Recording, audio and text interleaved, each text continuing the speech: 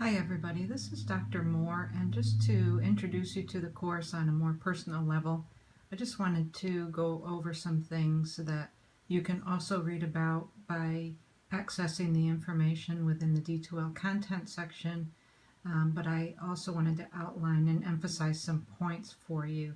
This 3370 Health and Gerontology course is what we call an EXL course.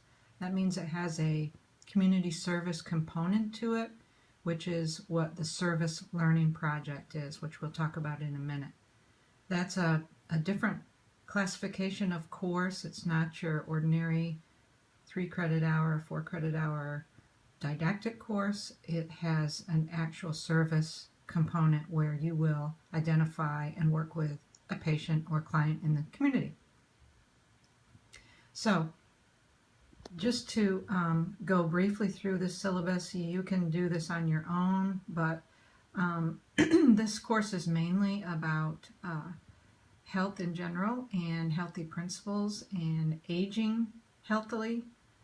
Also, there'll be some sections on chronic conditions and so forth, but it is designed to address the older adult, which is considered 65 and older. But it's a wide range of ages, can go all the way up to 100, 110, and people are living longer all the time. And we'll talk about those concepts as we go along. To bring your attention to the grading scale, the School of Nursing is consistent with the grading scale across the board in all our courses. As you can see, a 90 and above is an A. For nursing students to progress to the next course, one needs to get at least a C.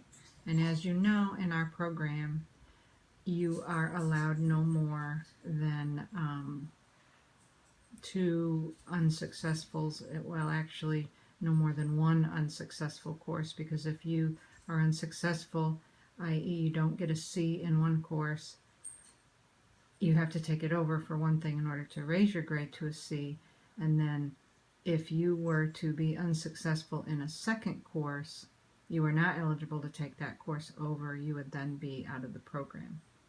And I know you know these things from getting admitted to our program. There's the score point breakdown for grades. There are 205 possible points in this course. As you can see, discussion board takes quite a priority here, 27% of your grade. And again, we will talk about that in more detail as we go along. And I want you to become particularly familiar with the grading rubric for discussion board.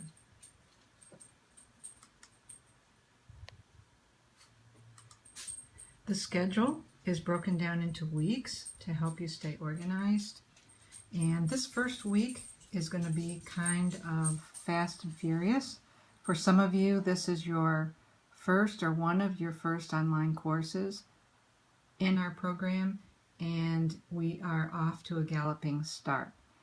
The welcome and introduction is not required and will not be graded, but is helpful to get to know one another.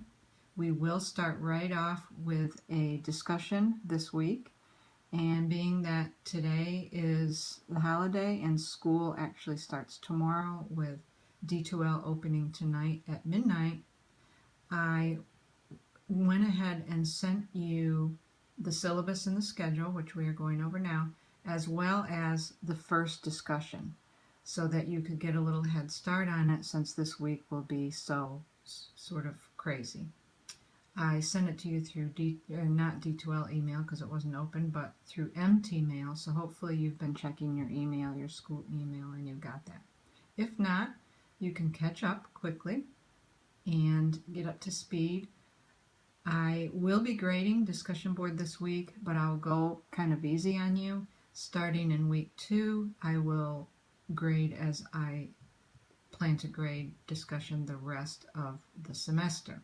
So this week, I do want you to participate. You will get a grade, but I won't be as strict with the grading rubric this week as I will be from week 2 on. I'm not going to go through each week for you, but I do want to bring your attention to the fact that there are only 2 exams. Neither one are, both cover new content. There is no final. So exam 1 will cover approximately half the course, and exam 2 will cover approximately half the course. You must keep up with your reading in order to do well on these exams. It's a lot of material, and it's all pretty relevant and quite important. I have given you a study guide for each one. Those study guides are open from day 1, so you have access to them.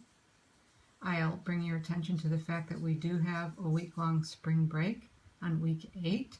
Therefore, there will be no discussion board that week. DB means discussion board here in the schedule. Also notice that when your service learning project is due, that means the paper is due by then. You will have done all your work for the project before this point, and we'll talk about that more. But note that there will be no discussion board, no discussion happening for which you're responsible on the week prior to when the service learning project is due, nor the week of when the SLP or service learning project is due. I hope that will help. Okay. Rubric. Here's the grading rubric for discussion. And here's some tips and tidbits for you in general how things will go. So you'll have a week to complete each discussion. Each discussion topic is worth 5 points. Do not wait until the end of the week to start your discussion, or you will not get a good grade on that on that discussion session. Okay? Follow these instructions and you should do fine. I will give you feedback each week, just briefly, especially in the beginning to get you off to a good start. Here's the criteria I'm going to go by. So it's not all about quantity, although frequent, early, and substantial discussion is the key.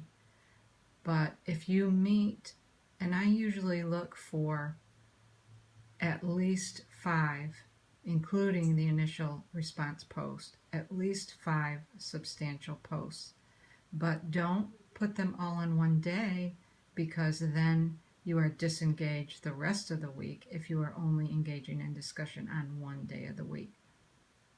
Follow this rubric, and it's flexible and a little bit open. It's not black and white. You must submit this many posts on these days.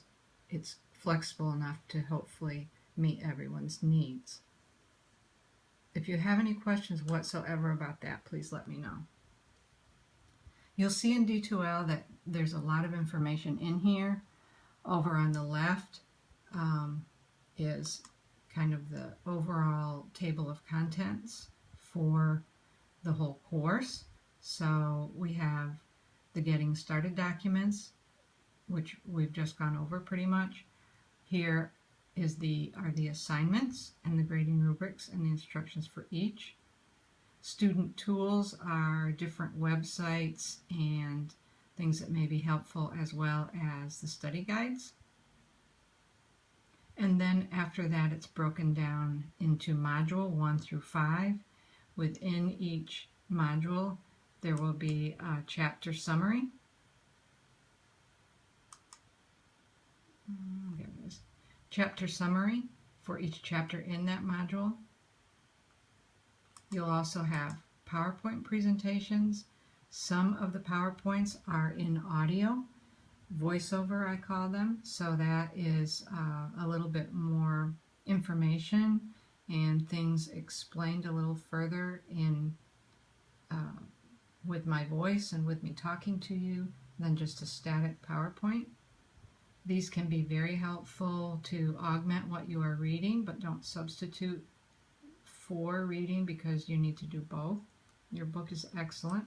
I recommend keeping it because it's an excellent resource. Within each module, there are also instruments or assessment tools, various things that are helpful and used as best practices in assessing elderly. And each of the sets of assessment tools are in the same section as the chapters of that module. So hopefully you'll get the swing of that and know where to look for things. You will be using some of those instruments as you do your service learning project, and I would think they would also be helpful for you out there in the job. Not everybody knows about these because they haven't taken a good gerontology course like this one, and so you might be able to lead the pack on that in the field. Okay, I'm going to break for a minute, end this video, and then open up the instructions for the service learning project and go to that in the second video. So I'll see you in a minute.